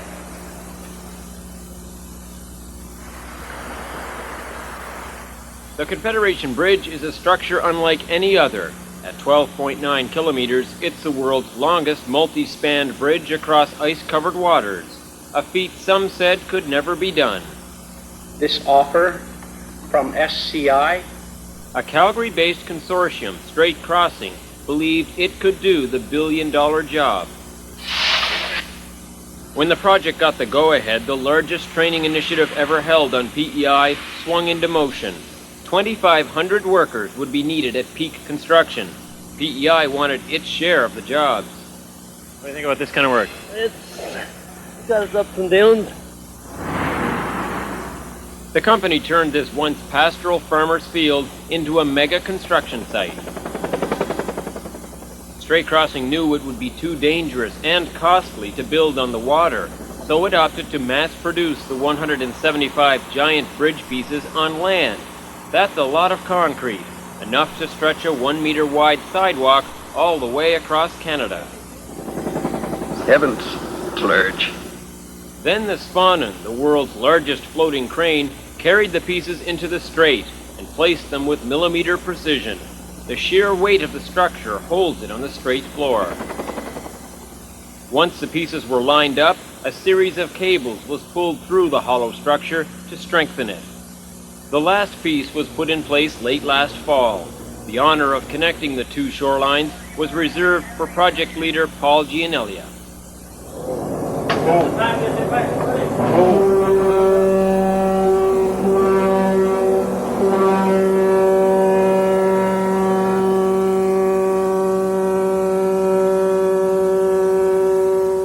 To the province of Prince Edward Island and New Brunswick, here's your bridge. Tom Murphy, CBC News, Borden, Carleton, PEI. How's that for understatement? Here's your bridge. Here's your bridge. And now this is the setup for the red ribbon ceremony. You can just see at the very end of the perspective of the bridge some lights, and that would be the motorcade heading towards the Prince Edward Island side. This is the sign that you read when you get on the bridge here in Prince Edward Island at Borden-Carleton, and these Mounties will accompany the motorcade towards the final ribbon.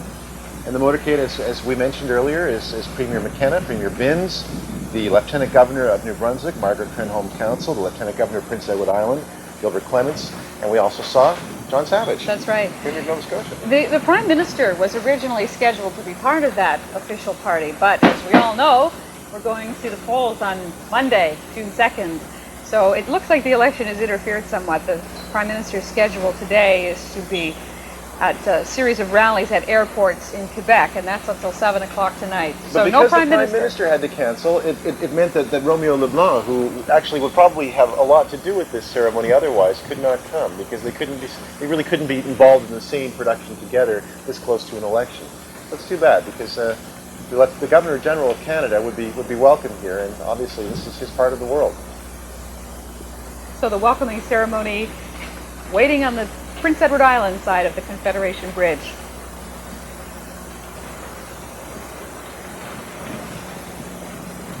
Now the weather forecast for today says that the sun is going to come out.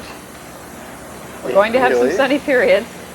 As you can see, it's a reasonably gray day on Prince Edward Island. But the grayness and the traffic jams did not deter people from coming down today for the show that's about to begin, for the ribbon cutting. And then afterwards, when we see the dignitaries enter what is a gigantic stage where Roger Younker is standing by, and where we will have celebrations of the past and the future of Prince Edward Island and communities around. It'll be interesting to see at 5 o'clock whether there is a lineup to make the first public crossings of the bridge. That's right. There'll be some irony if there is. And no doubt there are people who are waiting to make the last crossing in the ferry, yes. too. I'm sure there are people who will want to be there for the historic final crossing of the Marine Atlantic ferries. All right, Roger Younker is in the crowd with the people. Hi, Roger. Hi, Norma Lee. How are you? Things are great in the booth, and you? It's very hard to hear down here, but everybody seems to be enjoying themselves. I'm joined now by Gay and Jim Hancocks, and both of you got a chance yesterday to cross the bridge. Tell me about your impressions. Oh, Roger, it's just the experience of a lifetime. I wouldn't have missed it for all the world. It was just so exciting. Lots of people are saying, Jim, that we should go back to the old days, that they don't like this bridge. I don't think anyone would trade in their automobile for a buffalo robe and a cutter today. We're all just too accustomed to that. We wouldn't go back to the clay roads and get rid of the pavement. We're just too used to it. So I think this is progress. It's a part of moving on, and the island has to move on with it. What was your feeling as you set foot on the bridge yesterday? It was just breathtaking. Just breathtaking. It was a moment in history that I would never, ever want to have missed. And I was just delighted to have been here. A feeling almost everyone in the crowd feels that way today. Brett, normally. Thank you, Roger. A moment in history. That is the way that a lot of people described it yesterday, and I was struck by how I assumed that the people who were here had planned it well in advance, but I think a lot of them decided on the day that they didn't want to miss being a part of this experience, and they showed up late in the afternoon if they could get close to Borden-Carleton just to set foot on this bridge. Yesterday, too, there was no school on Prince Edward Island. Not because it was a provincial holiday, but because they needed the school buses to shuttle people from the parking lots to the foot of the Confederation Bridge for the bridge walk and for the race. Well, they probably could have used a few more buses yesterday, and I think a lot of those kids must have been here. Well, they could have used a few more buses, but they could have also used some road to drive on. It was so congested, there was just nowhere for the buses to go anyway. It's one of the beautiful things about Prince Edward Island, though. The smaller highways, not a lot of 4-lane highways, no divided highways on Prince Edward Island either. It's a sort of a smaller, more rural setting, and that is our Trans-Canada Highway, but they're not perhaps built for huge, massive events like the one we're having this weekend. I spoke to a gentleman yesterday about the question of the island way of life, and he said, you know, when they built the all-winter highways in Prince Edward Island, that really had a much bigger change on the island way of life than anything else could. He said that was what ended the railroad in the island, and that the bridge is really just a continuation of that. It's really the change that the bridge might bring has already been wrought by the change in the highway system. The motorcades come to an end at the arch that marks the Prince Edward Island side of the bridge. You can see the Mounties moving among the crowd.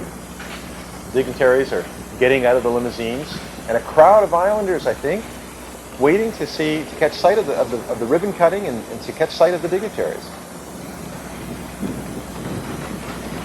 So there should be a sharp pair of scissors somewhere waiting for the Premier and for Diane Marleau. How do you know it's a short pair normally? A sharp pair. Oh, a sharp pair, all I right. hope they are. 2 children will be here to help with the ribbon cutting as well. We'll probably see them in a moment. Benjamin and Sabrina Campbell. They are the children of Jackie and Darlene Campbell. And their grandfather is Preston Campbell, and he is going to be working on the last ferry to Prince Edward Island. And it's interesting, they're also the great-grandchildren of the late Bruce Campbell, and he once worked on the ice boats and the first ice-breaking ferry to Prince Edward Island. So the circle is complete. Now, the ice boats were vehicles that plied the strait in winter through the 1880s, right up until 1912. And they were powered by people, by men who paddled them. And when they came to a piece of ice too big to get around, the men would get out of the boat and haul the boat across the ice. People paid about $2 to cross in an ice boat, and if you were a gentleman, you paid $5. you had to stay inside. You didn't have to get out and help haul the boat across the ice. It sounds like incredibly dangerous work. I'm sure it was, but apparently not a lot of lives were lost in the old ice boat crossing. Well, and the ice boats were the link to PEI between 1827 and 1917. What a time that must have been. In fact, I find this hard to believe that it was until 1917 before any of the people who crewed those ice boats lost their lives. And he actually, unfortunately, fell between 2 ice floes and got trapped underneath the ice, and that's what happened. But it must have been tremendously dangerous work. And needless to say, cold. Yeah, I spoke to someone yesterday whose father worked the ice boats in the turn of the century, and he said his father didn't talk about it very much. Really? Which says to me that it was probably a very dangerous and not very enjoyable part of what his father did for a living. Well, Prince Edward Island has just seen so many improvements in the mode of transportation to getting here. Our viewers across the country may not know that it's one of the conditions under which Prince Edward Island joined Canada. They became part of Confederation because they were promised continuous service to the mainland. It started with the ice boats. It continued with the ferry service. The ferries have improved many, many times over the past 70 years, and today the bridge. You have to wonder what's next. Diane Marleau now with Benjamin and Sabrina Campbell, ages 6 and 9. And there's the minister with those sharp scissors. Premier inviting the Campbell children in a little closer.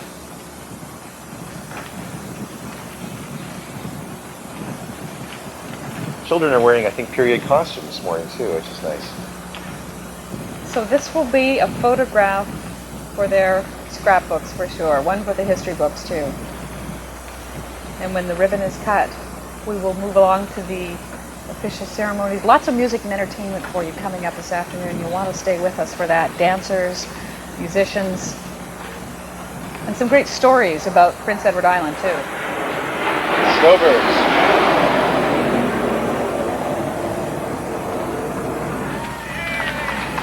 There we go, the ribbon's been cut. That was not the snowbirds, that was... Well, we think they're T-birds, 4 Canadian Air Force Thunderbirds. Just made a quick fly past. Confederation Bridge is officially open.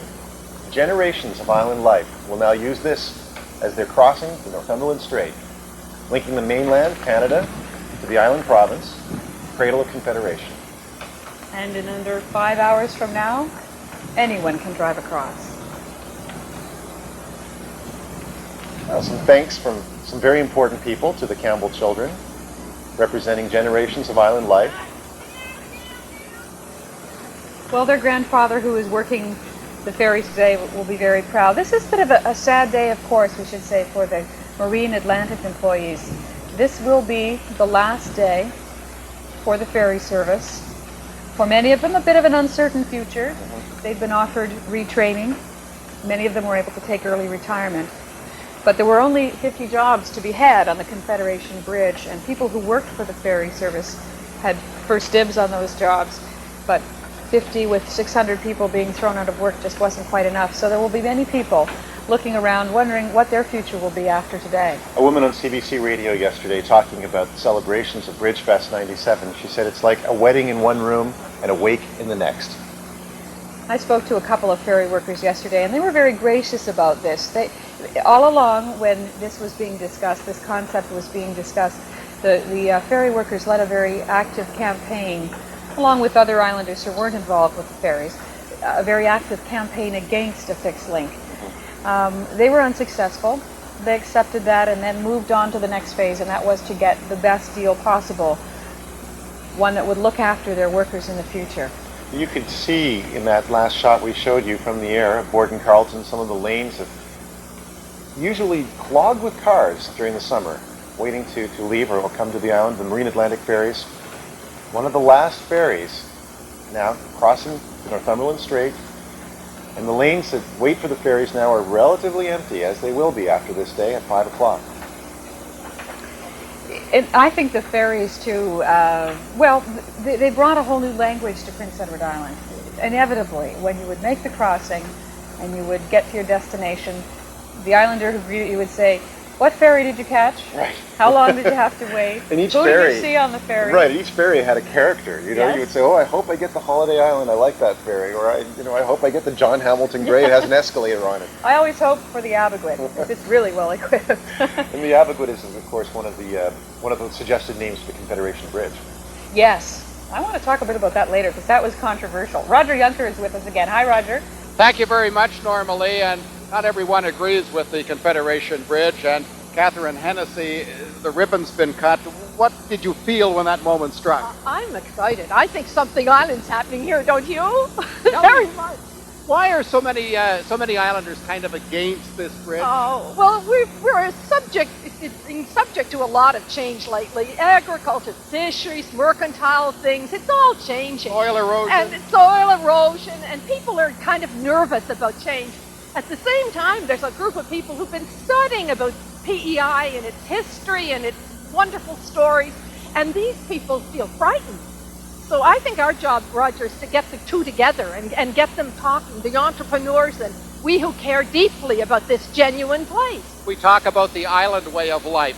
What is unique? Well, what are we saying? Its landscape and its scale and its architecture and its stories. It's pretty special. I mean, when you know 6 generations of a family, that is special.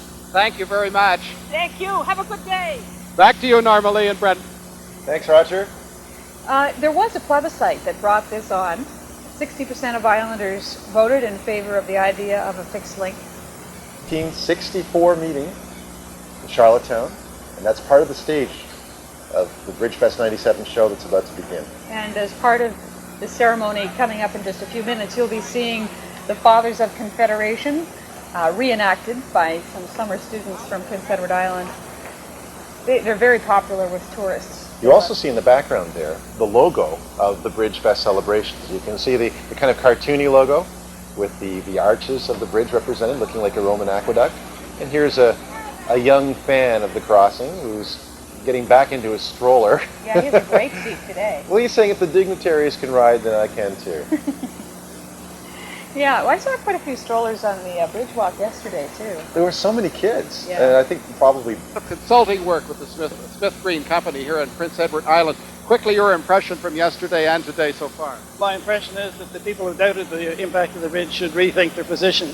The people are going to come here in large numbers. So if they build it, they will come, to coin a phrase. Up to 2,500 runners. There are only 500 from the island, 22,000 from off the island. This is a national bridge. This is not a PEI bridge. People are going to come to this bridge. What is there a fear? It's a two-way street. People say that things will leave Prince Edward Island just as well as coming here. Things will leave PEI if we don't make an extra effort to hang on to them here. And we like what's been said, New Brunswick gets access to 130,000 markets. We get access to 500,000 markets.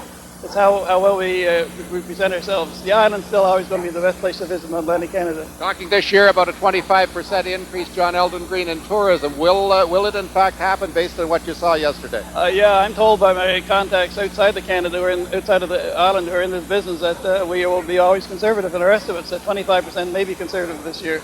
Good to be conservative these days with that kind of a government in the province too. My estimate was 20% increase this year, and I may be one of those conservative people. The people, yesterday was a sign that the people are going to come. No fears, everything is straightforward. We're not ready. We're not ready for that number of people. But we'll get there in 30 years' time. They'll still keep coming. The island will always be the island. On the TV screen. And it gets darker when it rains. It so does. we've had a little bit of that. Here we have the town criers from New Brunswick, PEI, and Nova Scotia. Let's have a listen.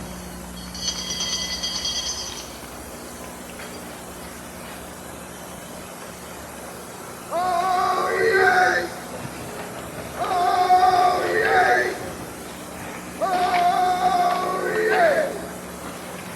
Ladies and gentlemen of Canada, as official town crier of BridgeFest 97, I take great honor and pleasure in welcoming you to this magnificent historical event. The completion of the structure joining Prince Edward Island to mainland Canada, the longest multi-span bridge in the world, and the accomplishment of engineering mastery, which only a few short years ago was considered to be impossible. Along with my fellow town criers from across the Maritimes, we are proud indeed to represent the thousands of citizens of our home areas and to bring greetings and congratulations to the builders of this dream. Each of them has a brief but important message for you. God bless this bridge and all who helped to build it. God bless a free and united Canada and all citizens who live within her boundaries.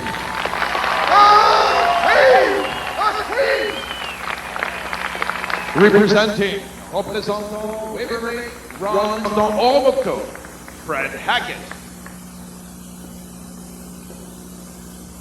Tell everyone what you have seen this day. Congratulations from Canada's model town, Ormoco, New Brunswick. From Prince Edward Island, de l'île du Prince-Édouard, representing, représentant Summerside, Gary Nelson. Where's the Confederation Bridge? All represent our fair isle of Prince Edward and this grand country of Canada.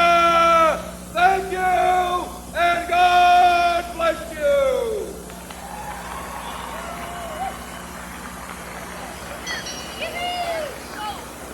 I never know how they do it.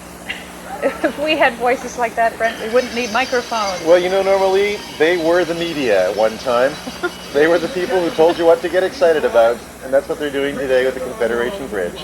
The costumes are fabulous. Great to have so many town criers here for this celebration today. We'll see a lot of people in costume today because we also have the Fathers of Confederation represented here, and we'll talk about them and the role that they play in Charlottetown life because they're a big feature of the tourist scene in Charlottetown. And what's about to happen now is that the official party, the politicians and so on, will move on to, will enter into this area and we'll be hearing "O Canada." What a great view of the Confederation Bridge and the Borden-Carleton area. There's been a lot of Acadian music played this past weekend, but there's also been a lot of Celtic music played. Two musics are not unrelated, but here we're hearing a pipe band now, the Confederation Pipe Band, composed of individuals and groups from every province in Canada for the occasion. See the dignitaries marching in front. They do look happy to be here, don't they? They do. They're accompanied as well by members of the Royal Canadian Mounted Police and the Prince Edward Island Regiment. Yesterday during the run, a man in full costume, dressed in the kilt, the sporran, and carrying his pipes, did the run across the bridge and was one of the much filmed participants in the bridge run. And those outfits are hot. Yeah. I don't know. And the sun was shining and it was quite warm. But anyway, still probably a wise thing to have in the middle of Northumberland Strait. Yeah, definitely. There's Premier McKenna.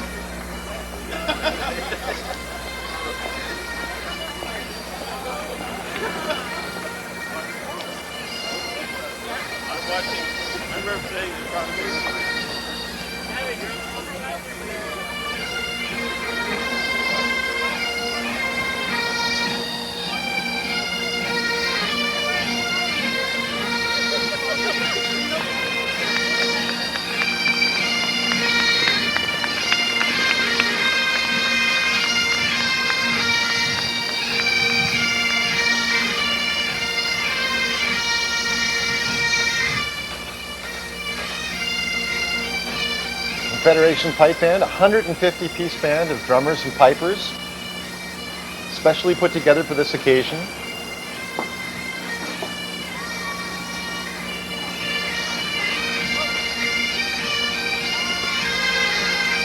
Well, you couldn't have a celebration like this without a pipe band, that's for sure. Look at the size of that band. It's pretty incredible when you think that they were able to bring people together for this one occasion from every province in the country. It's wonderful.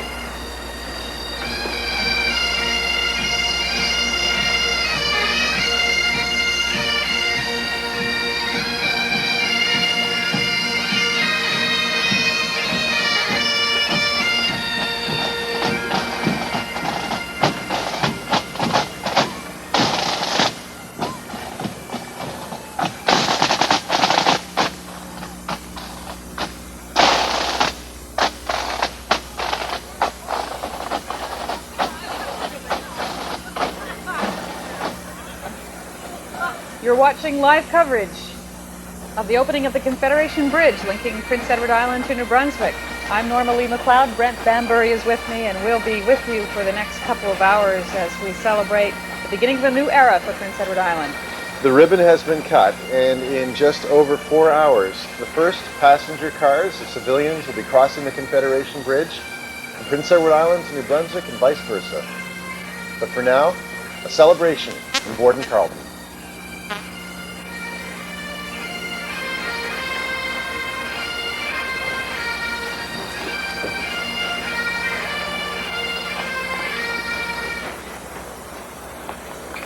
Ladies and gentlemen, mesdames et messieurs, veuillez vous lever pour notre hymne national.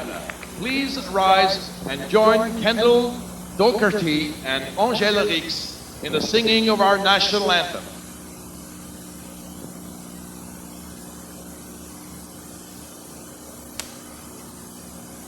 Oh, Canada, our home and native land, true patriot love in all thy sons' command.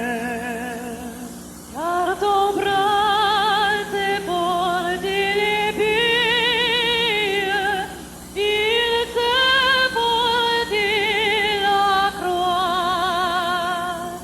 Ton histoire est une épopée des plus brillants exploits. God keep our land. God keep our glorious and free. Glorious and free. Oh, Canada, we stand on guard for thee. Oh, Canada, we stand on guard for thee.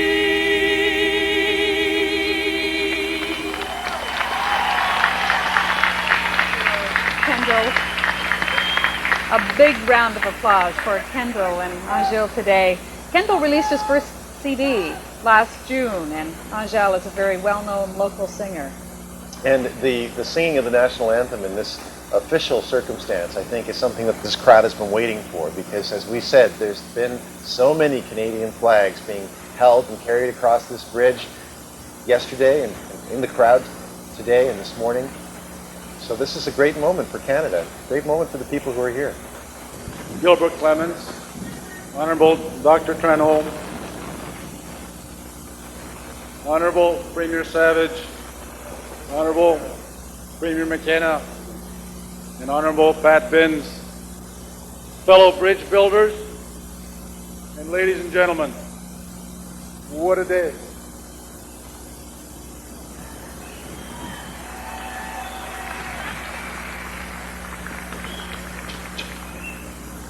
Today is a great day in our great country. And building bridges between provinces is nothing new. 133 years ago, here, close to us on the Northumberland Strait, the fathers of Confederation traveled this great country, these waters, for meetings not too far from here in Charlottetown that became the making of a great country. I'm glad they did it because we've ended up with a great country. A country that allows opportunity for anybody, everybody. A country that invited immigrants like my family to do whatever we wanted to do in this country. I got my mother out there somewhere, and I want to say thanks for the idea of coming here. Thank you.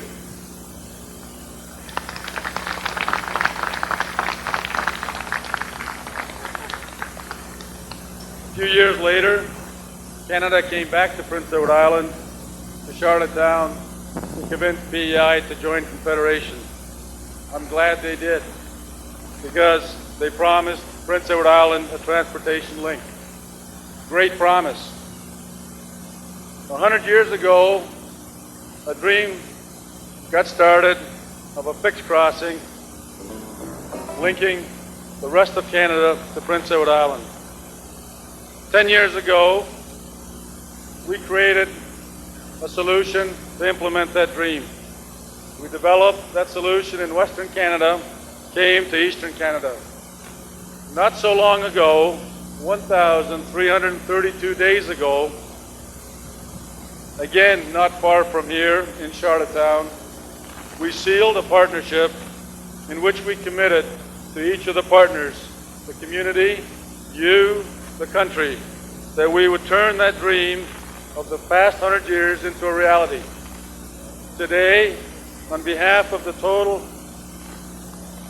bunch of Atlantic Canada bridge builders who made it happen, all of them, on behalf of all of them, we can proudly say we accomplished what we set out to do, and we kept the promises to our partners. First, we protected the environment during the construction. We enhanced the environment after the construction for future generations to enjoy. We built a quality structure that's going to be here for a long, long time. We built it on time. We did exactly what we said we would. We finished it when we said we would. And last but not least, we did all of that with Canadians.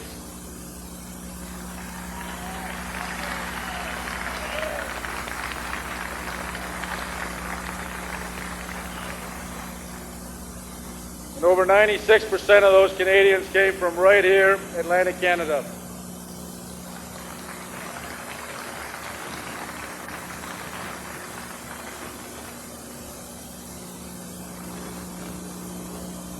We've done a little bit in what's going to become the biggest challenge of Canada in the next century.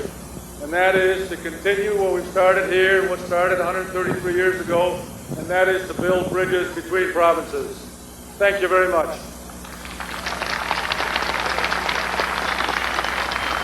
The Premier of Prince Edward Island now, and you actually spoke to him yesterday on the morning foods. We did. He told me he voted yes in the plebiscite for the fixed link. His wife voted no. Some of his daughters voted each way as well. But he's behind it today, and it's a tricky issue in his part of the province where there's another ferry service. Let's have a listen. Minister Deanne Marleau, Premier McKenna, Premier Savage, representatives of the Canadian provinces, Mr. Gianelia, and all involved with Strait Crossing and the joint venture partnership. ladies and gentlemen, boys and girls, this is a very proud moment. Canada and the world are now officially connected to Prince Edward Island.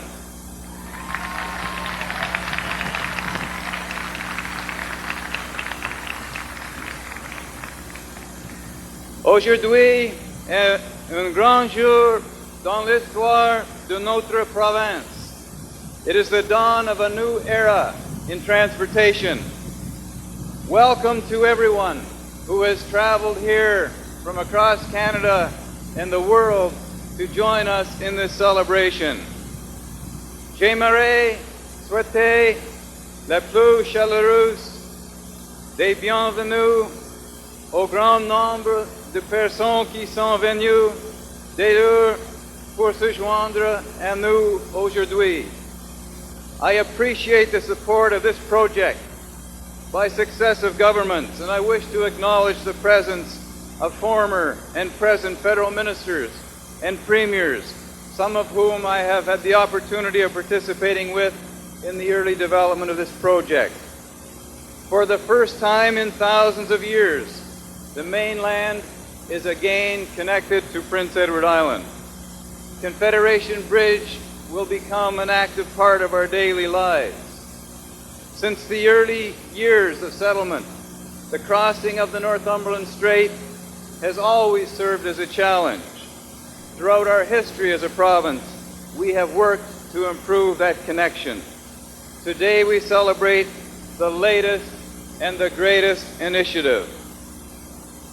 As the ice boat gave way to the steamship, so too the ferry service has given way to the bridge. As we mark this transition, I want to say to the employees of Marine Atlantic a big thank you. We appreciate it very much.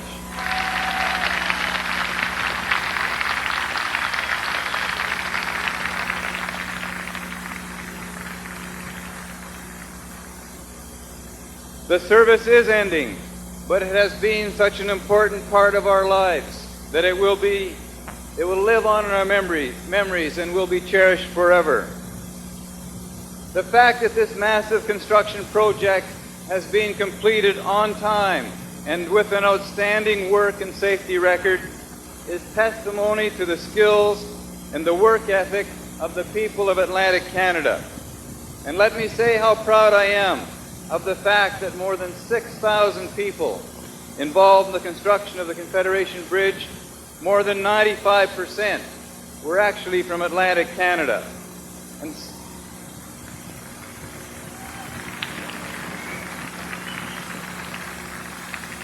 70% of the goods and services needed for this project were also purchased in Atlantic Canada.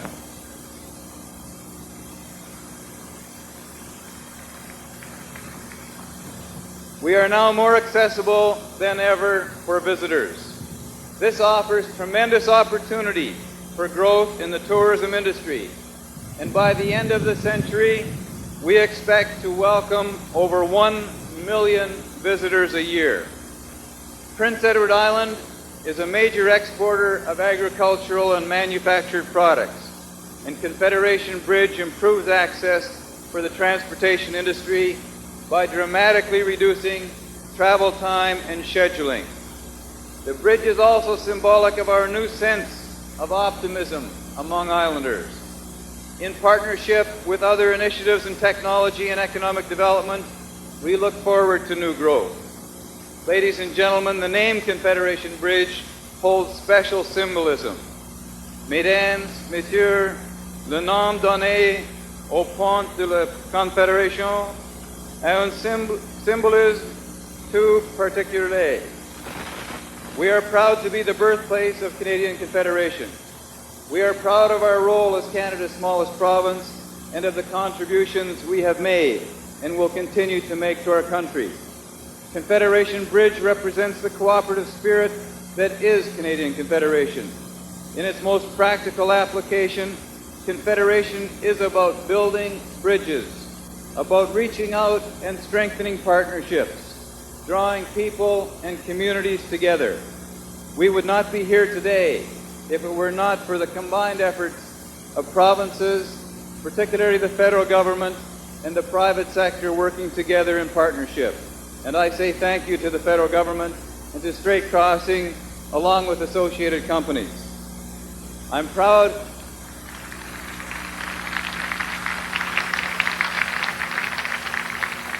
We're proud of our history as an island, confident of our future, and as we officially open Confederation today, this is my wish. May Confederation Bridge serve as a vivid reminder of our commitment to Canada and to Confederation. Que ce pont soit un rappel constant de notre engagement envers le Canada et la Confédération canadienne. May it foster prosperity, may it inspire others to dream dreams and make them come true. May all who cross over this bridge share in our pride and enjoy our hospitality. May it serve us well, and God bless you all. Binns. Prince Edward Island Premier Pat Binns, he was a member of Parliament when the discussion about whether we should build a fixed link to the mainland was underway. And obviously he's one of the elected leaders of the people of Prince Edward Island. He looks forward to the tourism and the economic development that the bridge will bring. And he also expresses his belief that this is a moment in history, as most of the people who were here yesterday did. You're watching live coverage of the official ceremonies christening the Confederation Bridge linking Prince Edward Island to New Brunswick. I'm Norma Lee McLeod. Brett Bambury is with me for the afternoon. You must know that great story about how one of our best fiddlers started out learning how to play in a piece. Yes, the grandfather wanted to pass the fiddling tradition on to another generation. So he carved a fiddle out of a cedar shingle, and on it he taught the boy how to play.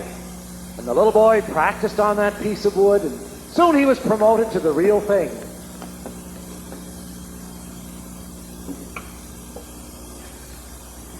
They say you could make the fiddle sing.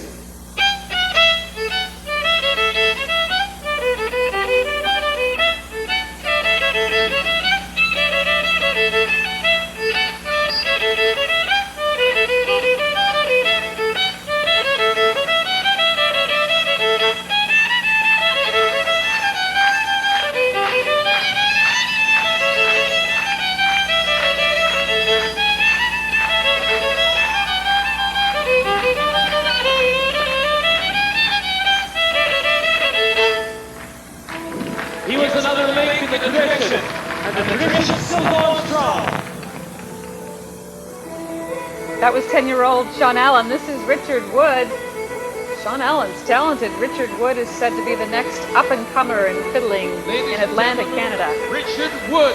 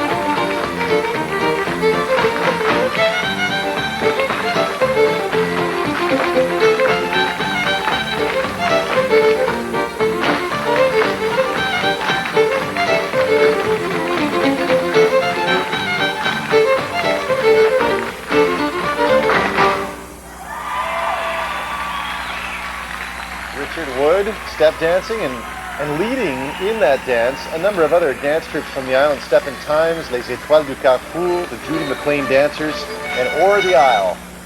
There's so much different talent in Atlantic Canada. De l'émission populaire, Miss Harris, what do you Kathy Jones? Kathy Jones in one of her many disguises. Isn't that wonderful? Oh my, it's grand to be in PEI. Oh my, coming over on the ferry. The sunset was breathtaking, I'm telling you. Of course, now putting on my gaiters now is breathtaking for me these days. My, the weather is dodgy, isn't it? I know all about weather because where I'm from was so foggy I didn't meet my own parents till I was 8 years old. Oh my, so exciting, the bridge and everything, you know. Of course, I won't be taking it because I have a fear of lengths. 'Tis majestic, though, coming up out of the water like a great big snake, isn't it? My God, and oh, it's too bad about the view, though, hey? You won't be able to see over, but I understand if you pay twice the toll, then put your car up on a flatbed truck, see? And on that truck, they're going to have a big room where you can sit and read books with perfect strangers.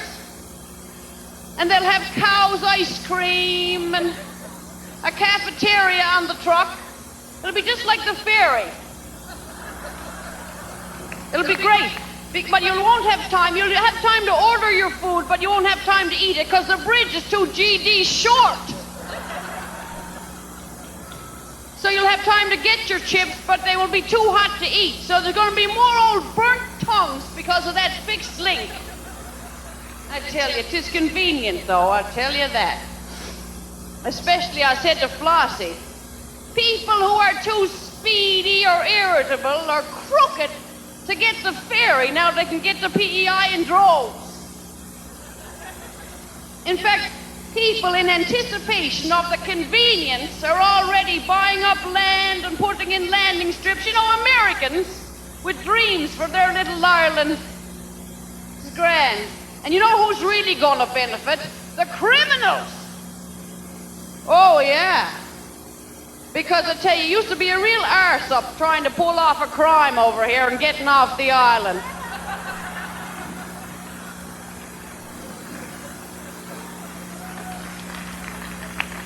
This bridge is going to be a godsend to lowlife. It's a real steal, too, at only $49 million over 35 years, you know. They couldn't figure out what to do with the toll, but I think Prime Minister Chrétien came up with a plan. The first car over the bridge in July is going to be charged $49 million, and then every other one after that is going to be free. Yeah, that's going to be grand. Yeah. And you won't have to grow any foolish old potatoes over here anymore because you'll be able to truck them in so fast your head will spin.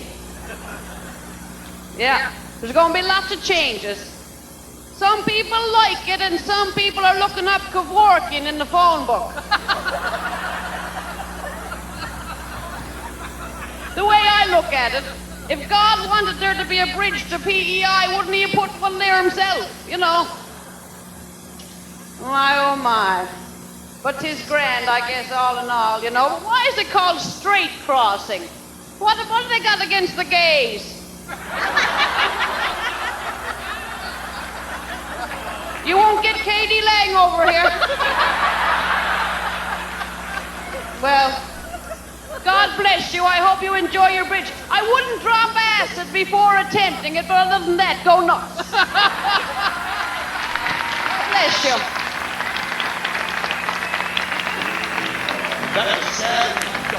Kathy Jones. Oh, yeah, the crowd loves her. Yeah, no wonder. That was great. It was good. Deanne Marlowe is going to be taking center stage now, the minister responsible for this project. And interesting, you mentioned earlier it was Deanne Marlowe who chose the name Confederation Bridge. You said it was against the advice of the Blue Ribbon Panel. Well, that's right. They decided Abogwick Crossing should be the name of the bridge. But That only came out later. First, they wouldn't even reveal their choice. Let's hear what she has to say today. Mesdames et messieurs, after 44 months of tireless work by over 2,500 Canadians, the Confederation Bridge is ready to open.